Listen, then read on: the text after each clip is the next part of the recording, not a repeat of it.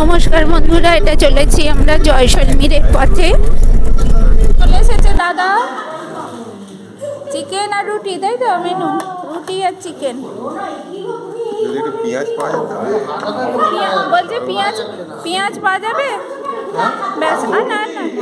যে এখন 10:26 বাজে, আমরা রাস্তাতেই একটা হোটেলে ঢুকে খাবারটা খেয়ে নিচ্ছি। তারপরে জয়সলমীরের কাছাকাছি চলে এসেছি।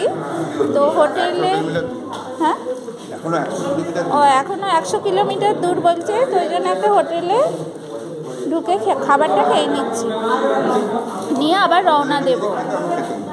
আর এটা হলো রাজস্থানি স্পেশাল খাবার, ফাবড়া, মালাই ফাবড়া আমরা নিয়েছিলাম। এটা মালাই ছাড়াও পাওয়া যায়, খেতে অনেকটা সামান্য নোনতার, মিষ্টি মিষ্টি, বেশ টেস্টি। অন্য ধরনের খাবার, মানে টেস্টটা সম্পূর্ণ নতুন ধরনের পেলাম।